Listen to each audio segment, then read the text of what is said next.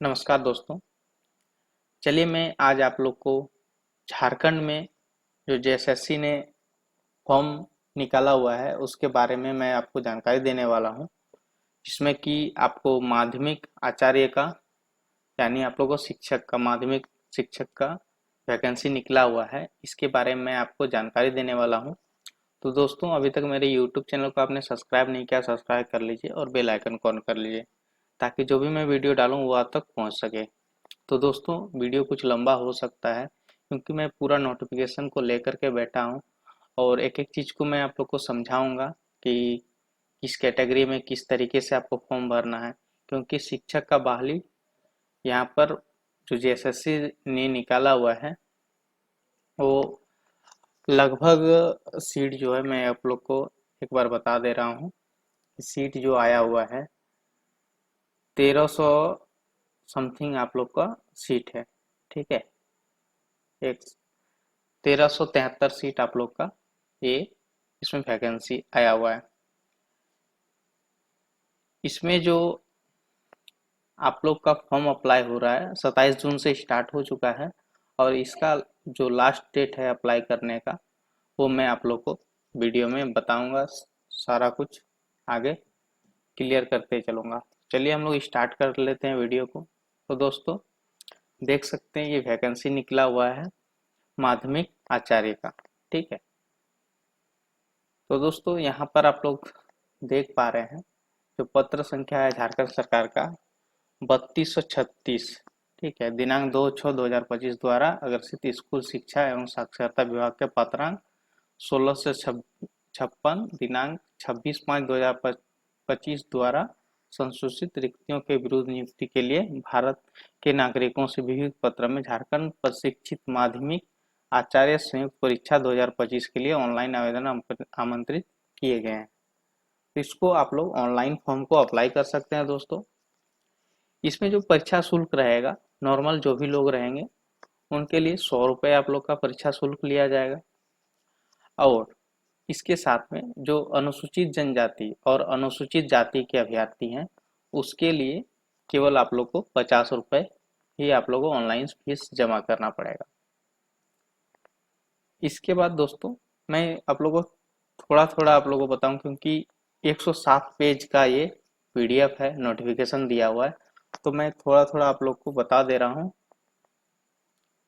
इसमें आप नोटिफिकेशन में जा कर के सारा क्लियर कर लीजिएगा ताकि आप लोग को मैं थोड़ा थोड़ा बताऊंगा कि आप लोग को समझ में आए कि क्या चीज़ है। ठीक है, जैसे राजनीतिक शास्त्र, तो जैसे पदनाम हो गया आपका राजनीतिक शास्त्र के लिए माध्यमिक आचार्य के लिए। तो अनारक्षित के लिए आपका कुल जो सीट है अनरिजर्व कैटेगरी में वो आपका 89 सीट है। इसके बाद आपका आदिम जनजाति के लिए 57 सीट है। इसका आपका आदिम जाति के लिए सॉरी अनुसूचित जाति के लिए 22 सीट है। फिर पिछड़ा वर्ग जो BC1 में आते हैं उसके लिए 18 सीट है। फिर आपका पिछड़ा वर्ग जो BC2 में आते हैं उसके लिए 13 सीट, यानी टोटल 221 सीट है। इस तरह करके मैंने आप लोग को जो पद का संख्या शुरू में बताया 1373, तो सभी जो टीचर्स रहेंगे सभी टीचर्स मिला करके टोटल वैकेंसी आया है 1373। तो इस नोटिफिकेशन में आप लोग देख सकते हैं, जैसे आप लोग का समाज शास्त्र में जो वैकेंसी आया है अनारक्षित में 65, इसी तरह करके आप पूरे नोटिफिकेशन में देख लीजिएगा कि कितने कितने आप लोग का सीट आया हुआ है। तो चलिए मैं ये दिखा रहा हूँ, इतना टोटल सीट है। ठीक है दोस्तों, लगभग सभी सब्जेक्ट का आपको मिल जाएगा जो सीट है। जैसे आपका कुरमाली का भी आप लोग को टीचर का मिल रहा है, नागपुरी का मिल रहा है, फिर आपका खोरठा भाषा के लिए भी, उड़िया भाषा के लिए भी। तो ये सब जो लैंग्वेज पेपर है उसके लिए भी आप लोग का वैकेंसी निकला हुआ है दोस्तों।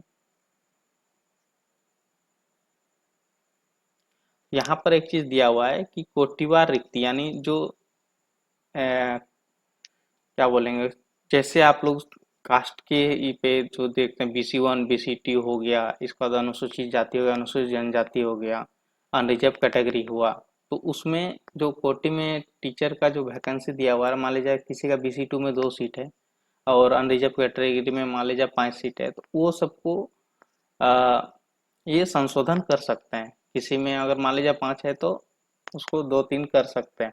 ठीक है, तो ये चीज़ ध्यान दीजिएगा। इसका बाद अनुसूचित जनजाति के लिए विज्ञप्ति रिक्त में से 2% रिक्तियां आदिम जनजाति के अभ्यर्थियों के लिए क्षैतिज आरक्षण के तहत अनुमानी हो गए। यानी 2% जो रिक्त है वो फिक्स है आदिम जनजाति के लिए। अगर वो नहीं आते हैं, ठीक है, तो उसके बदले में आदिम जनजाति के योग्य जो अभ्यर्थी हैं अगर नहीं आते हैं तो उसके बदले में दूसरे को ले सकते हैं। ठीक है, उसका जो जाति प्रमाण पत्र आपको देना पड़ेगा।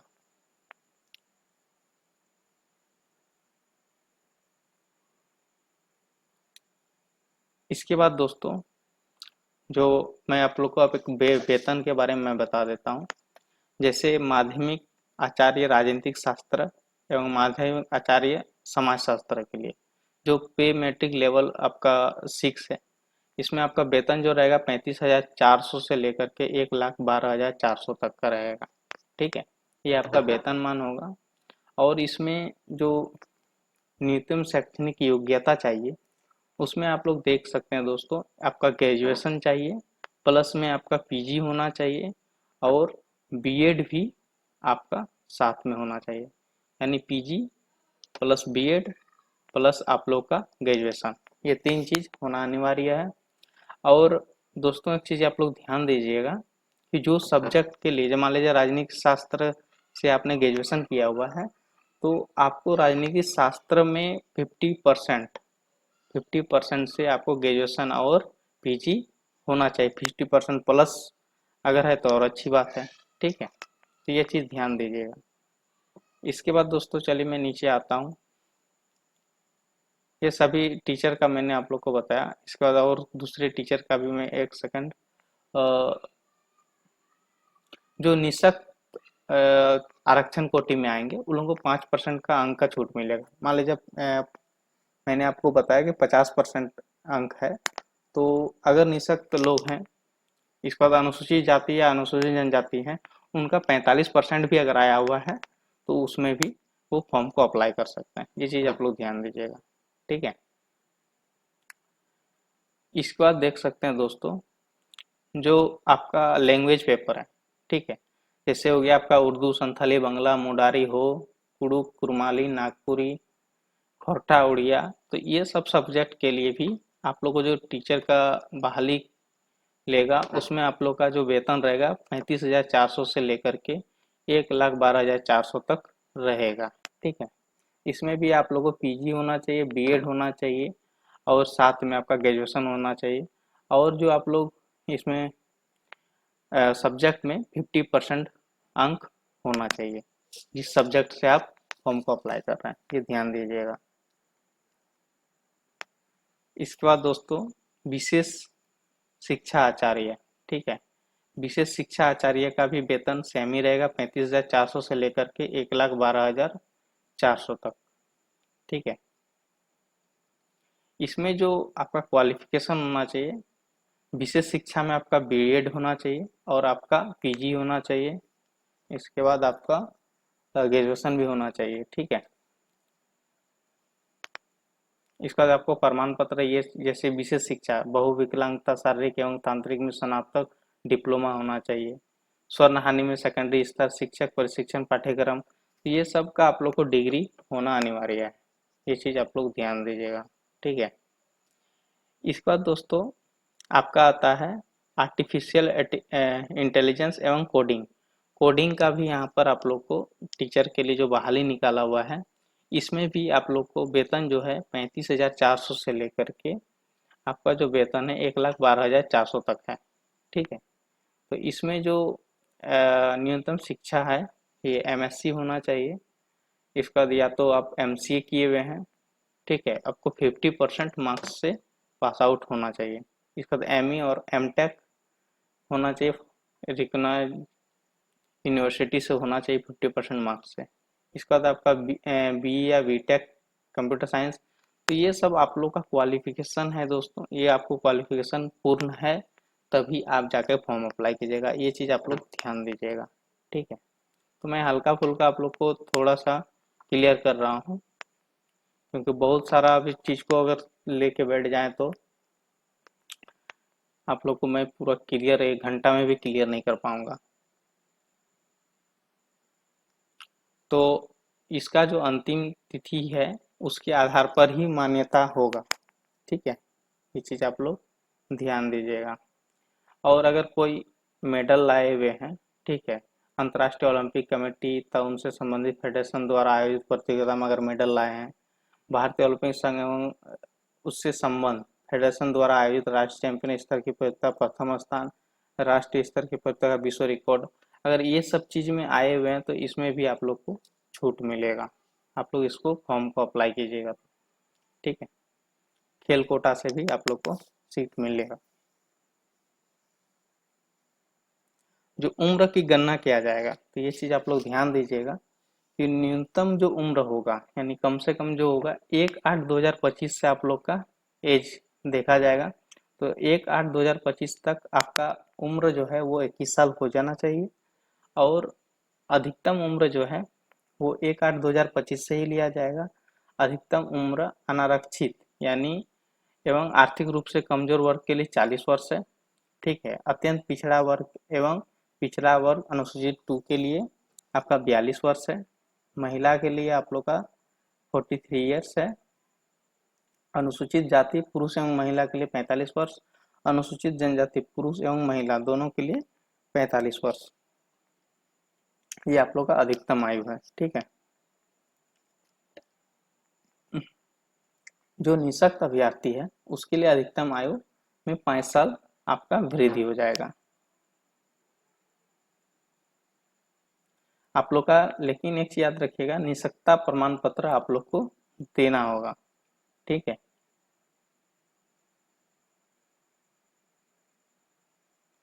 आयोग द्वारा प्रमाण पत्रों की जांच के क्रम में आवेदन पत्र में अंकित निःशक्तता संबंधी दावे के अनुरूप निःशक्तता प्रमाण पत्र उपलब्ध नहीं कराए जाने की स्थिति में अभ्यर्थी की अभ्यर्थी रद्द कर दी जाएगा। यानी अगर आप निःशक्तता वाला फॉर्म को अप्लाई कर रहे हैं और आपका सर्टिफिकेट नहीं है, और अगर आप फॉर्म भर दिए अब बाद में जब मांगा गया आप नहीं जमा करते हैं तो आपका रद्द कर दिया जाएगा। ठीक है, ये चीज आप लोग देख लीजिएगा, ध्यान से आप लोग पूरा नोटिफिकेशन को समझ लीजिएगा, इसके बाद ही आप लोग को भरना है फॉर्म को। तो देख सकते हैं दोस्तों, मैं पार कर करके आप लोगों को बता रहा हूँ, जहाँ थोड़ा सा बताने का है कि नहीं उसको क्लियर करना चाहिए वो मैं क्लियर करते आ रहा हूँ। आरक्षण का जो दावा करेंगे तो ध्यान दीजिएगा, जो आरक्षण का दावा करेंगे तो आप लोग का जाति निवासी करंट का होना चाहिए। ठीक है, अनुमंडल पदाधिकारी के साथ आपका बना हुआ होना चाहिए जाति प्रमाण पत्र और निवासी। और जाति प्रमाण पत्र बोलिएगा कि आप फॉर्म अप्लाई कर रहे हैं और किसी घर के मेंबर का जाति प्रमाण पत्र देंगे तो वो मान्य नहीं होगा। ये चीज आप लोग ध्यान दीजिएगा।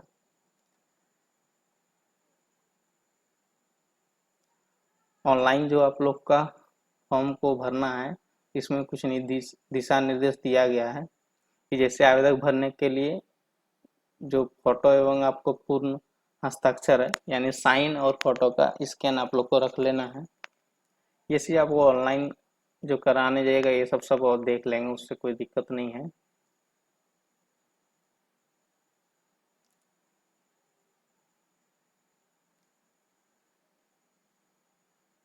और चलिए मैं तो बता दे रहा हूँ दोस्तों, संशोधन वो उन लोगों के पास रहता है ऑथराइज कि वो लोग संशोधन इसमें कर सकते हैं।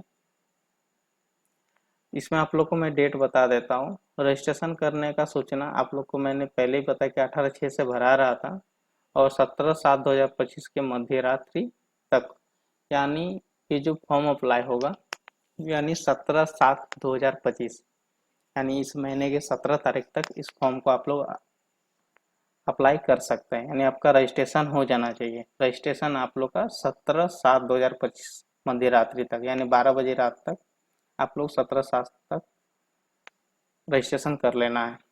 और परीक्षा शुल्क भुगतान करने का तिथि 19/7/2025 तक है। ठीक है। अब फोटो एवं हस्ताक्षर अपलोड करने का आवेदन पत्र का प्रिंट आउट लेने के लिए 21/7/2025 के मध्य रात्रि तक। इसके बाद दोस्तों 23/7/2025 से दिनांक 25/7/2025 के मध्य रात्रि तक ऑनलाइन आवेदन पत्र में की गई किसी भी अशुद्ध पुष्टि को संशोधित करने के लिए पुनः खोली जाएगी। यानी 23 से लेकर के 25, यानी 23, 24, 25 3 दिन आप लोगों को टाइम मिलेगा। जो भी अगर गलती होता है तो आप लोग उसको सुधार कर सकते हैं।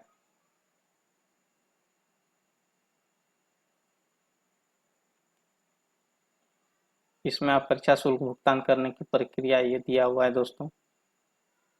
जो स्वरूप रहेगा, परीक्षा का स्वरूप जो रहेगा, आयोग द्वारा ओएमआर आधारित परीक्षा होगा। ठीक है। कंप्यूटर आधारित परीक्षा होगा, ली जाएगी तथा किसी भी विषय की परीक्षा यदि विभिन्न समूह में लिया जाता है तो अभ्यर्थियों के प्राप्तांक का नॉर्मलाइजेशन किया जाएगा।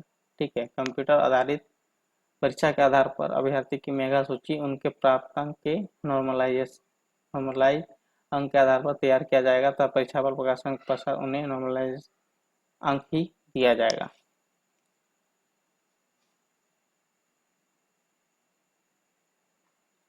परीक्षा एक चरण में ली जाएगी। ठीक है। मुख्य परीक्षा ली जाएगी। परीक्षा में सभी प्रश्न वस्तुनिष्ठ एवं विकल्पीय उत्तर युक्त होंगे। प्रश्न पत्र 1 में एक प्रश्न का पूर्णांक 1 मिलेगा, एक नंबर मिलेगा, जबकि प्रश्न पत्र 2 में एक प्रश्न का पूर्ण अंक 2 होगा।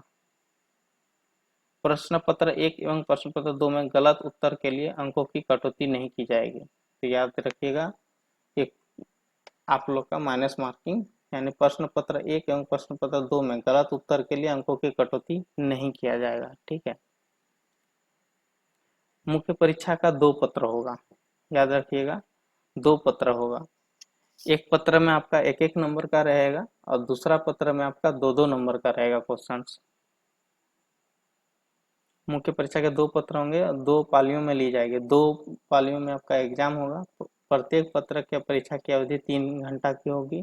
प्रश्न पत्र 1 में स्नातक स्तर के प्रश्न पूछे जाएंगे और जबकि प्रश्न पत्र 2 में प्रश्न स्नातक स्तरीय होंगे। यानी जो प्रश्न पत्र 1 में क्वेश्चन पूछे जाएंगे वो ग्रेजुएशन लेवल का पूछा जाएगा और 2 में आप लोग का पीजी लेवल का क्वेश्चन पूछा जाएगा।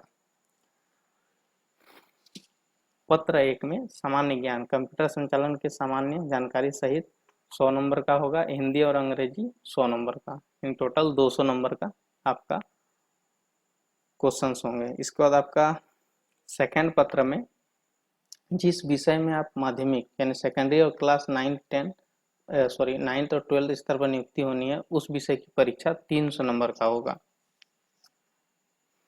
इसका प्रश्न पत्र एक आहर पत्र होगा, अर्थात इसमें मात्र न्यूनतम 33% अंक प्राप्त करना अनिवार्य होगा। यानी जो आप प्रश्न पत्र 1 एग्जाम दीजिएगा, ये जो फर्स्ट आपका सामान्य ज्ञान जो होगा, इसमें केवल आपको पास करना है। ठीक है। जो न्यूनतम मार्क्स होगा 33। ठीक है। 33% आपको लाना है। परंतु जिन अभ्यर्थियों के द्वारा 33% अंक प्राप्त नहीं किया जाएगा, उनके प्रश्न पत्र 2 की उत्तर पुस्तिकाओं का मूल्यांकन नहीं किया जाएगा।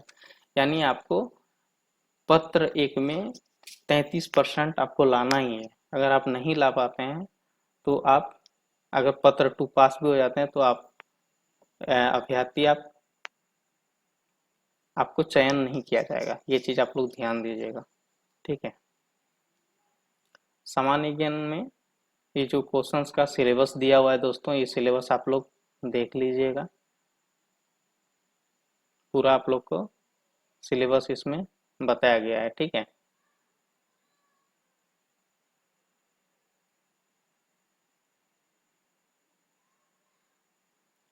गलत फॉर्म को आप लोग को भरना नहीं है।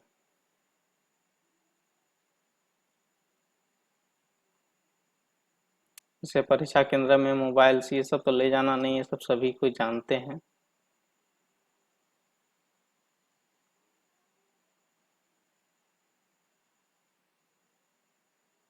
ये सब जो आप लोग का फॉर्म दिया हुआ है, तो इस जो स्थानीय निवासी फॉर्म सब हुआ, जाति निवासी, ये सब फॉर्म, ये आपका उसका प्रारूप दिया हुआ है दोस्तों। ठीक है, आप लोगों को नोटिफिकेशन जो आप देखिएगा, अगर किसी को नोटिफिकेशन जरूरत होगा तो मेरा डिस्क्रिप्शन में नंबर है, आप लोग मैसेज कीजिएगा, मैं ये पूरा आप लोग को नोटिफिकेशन दे दूंगा। आप लोग अच्छा से इसको पढ़ लीजिएगा। तो मोटा मोटी जो भी है लगभग मैंने आपको कवर करने का कोशिश किया। जैसे कि आप वेतन कितना है, इसके बाद आपका वैकेंसी कितना निकला हुआ है, और आपका जो आप एग्ज़ाम दीजिएगा, चलिए मैं फिर भी एक बार बता देता हूँ। जो आप लोग नोटिफिकेशन खोलिएगा तो 41 नंबर पेज में राजनीतिक शास्त्र में 1 से 4 नंबर है, इसका समाज शास्त्र 5 से 11 जो सिलेबस है वो चीज़ यहाँ पर दर्शाया गया है, ये चीज़ आप लोग देख लीजिएगा।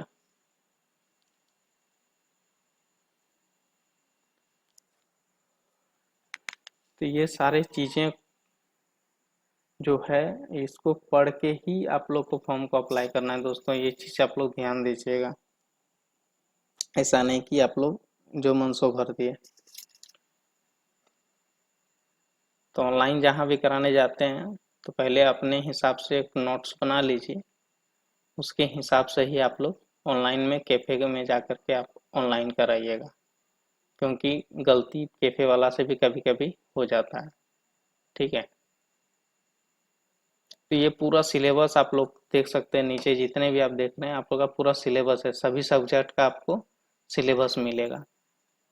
यानी 41 नंबर पेज से नीचे जितने भी आपका पेज आपको नजर आएगा, सभी में आपका सब्जेक्ट दिखेगा कि आपका सिलेबस क्या है।